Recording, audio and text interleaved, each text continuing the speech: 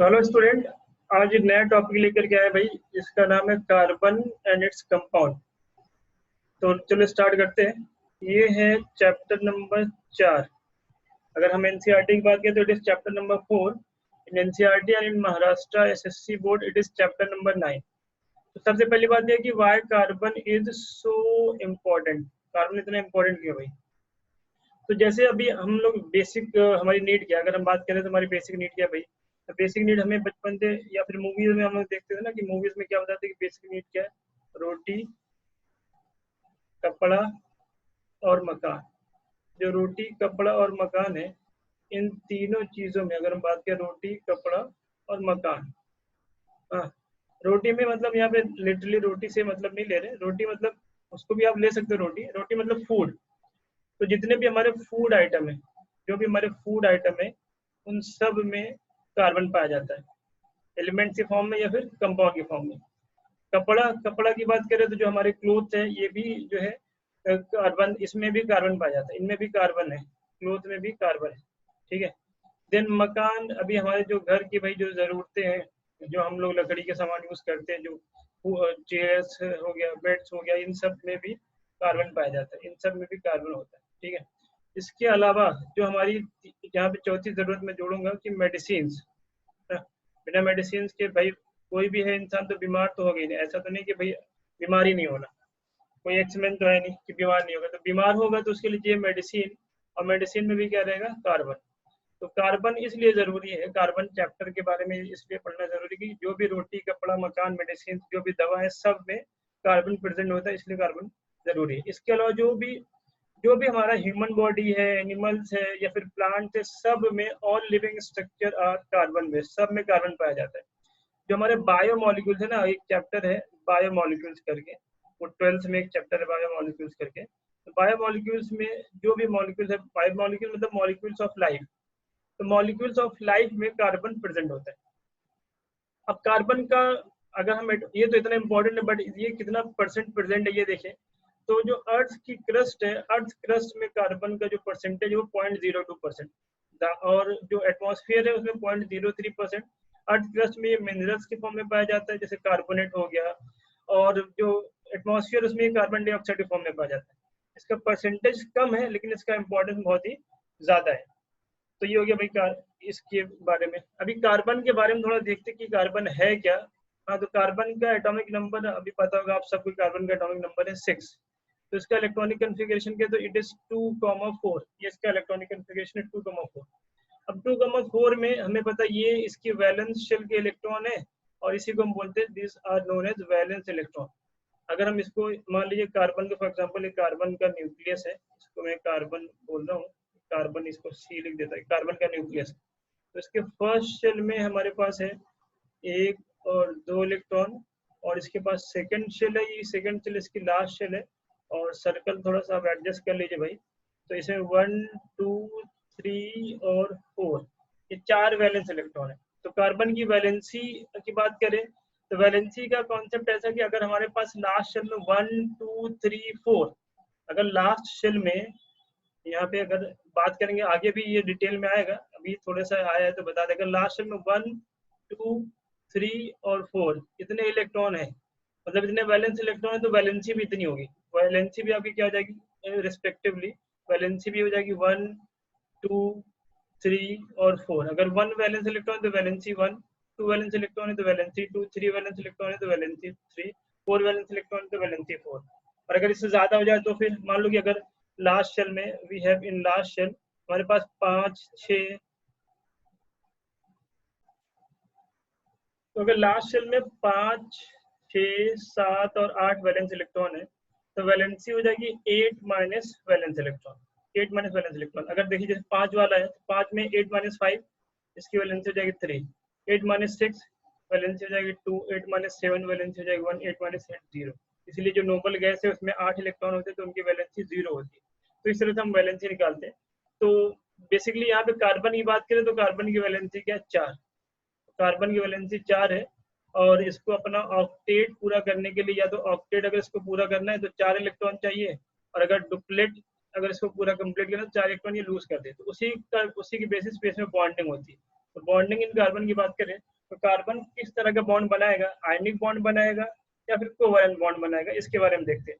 Ionic bond क्या होता है, कोवैलेंट बॉन्ड क्या होता है, इसके लिए मैंने एक अलग से सेपरेट लेक्चर बना रखा है, उसको आप देख सकते हैं। यहाँ पे मैं सिर्फ कौन सी बॉन्डिंग बनाएगा वो बताएंगे, कोवैलेंट बॉन्ड के लिए एक अलग से लेक्चर है, आप उसको देखेंगे तो आपको मैंने वहाँ पे डिटेल में समझाया हुआ है।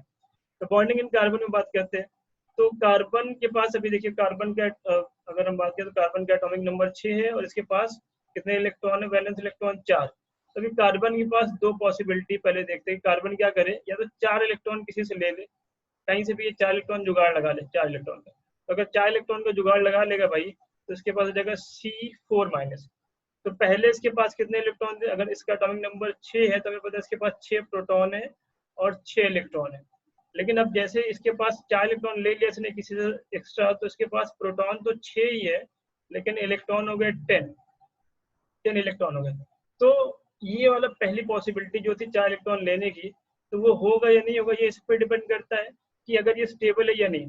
तो जो न्यूक्लियस में इसके पास 6 इलेक्ट्रॉन है, तो 6 प्रोटॉन है, सॉरी, तो 6 प्रोटॉन को पॉसिबल नहीं कि इट कैन होल्ड 10 इलेक्ट्रॉन। तो यहाँ पे हम बोलेंगे कि it is not possible for nucleus to hold 6 electron.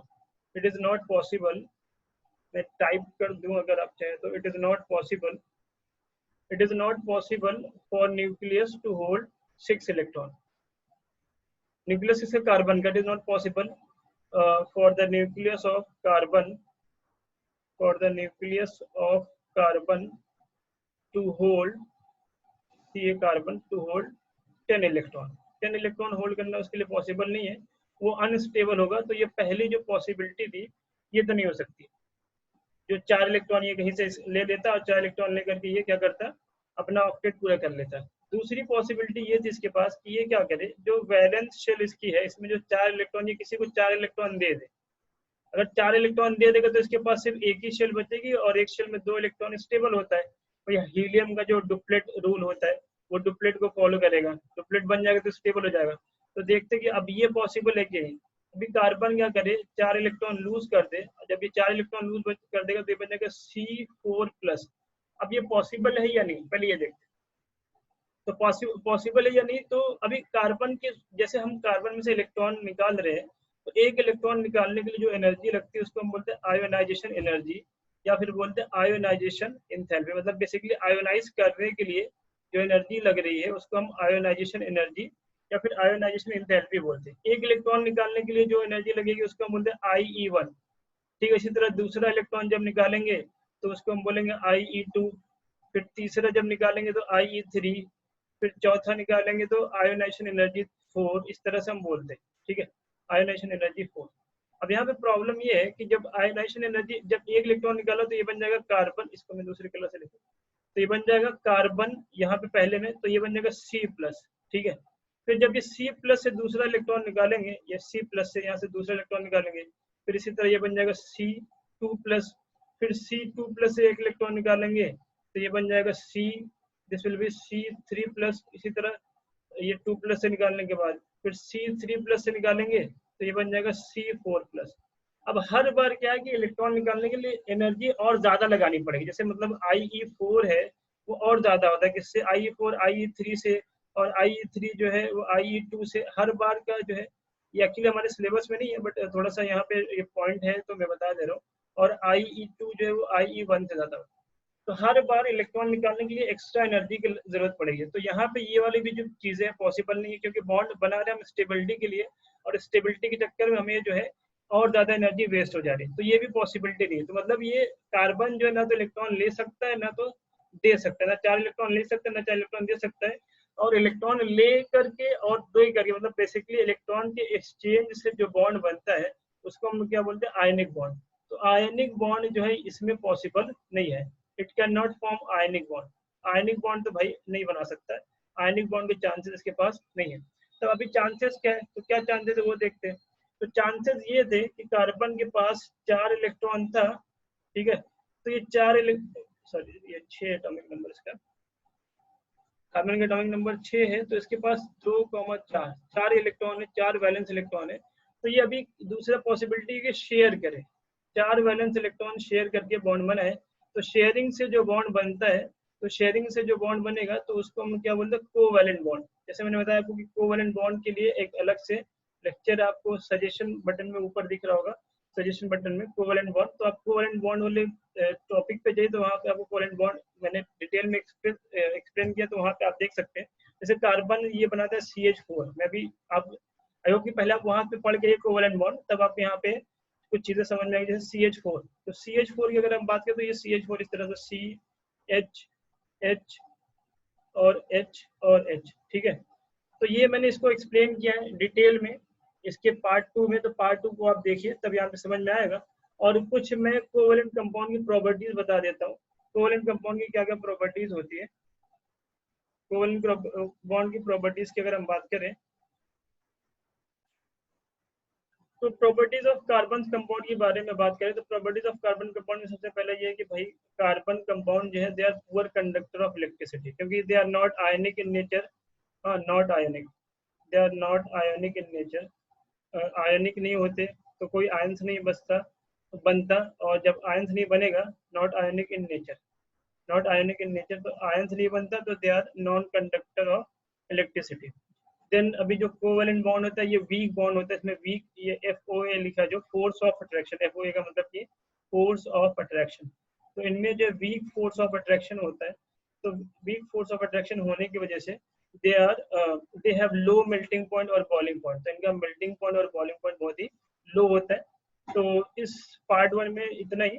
और इसके बाद अगर आपको इसमें कोई भी टॉपिक पे डाउट आ रहा है तो आप उसके लिए कमेंट कर सकते हैं, और मेरा व्हाट्सएप नंबर यहाँ पे मेंशन है, आप उसमें व्हाट्सएप कर सकते हैं। या फिर अगर आपको कोई भी चीज़ नहीं समझ में आ रही है तो उसके लिए आप कभी भी मुझे मैसेज कर सकते हैं। तो आज के लिए इतना ही। अगर आपको लेक्चर पसंद आए तो आप लाइक करिए, अपने फ्रेंड्स के साथ शेयर करिए, और चैनल को सब्सक्राइब करिए। Thank you.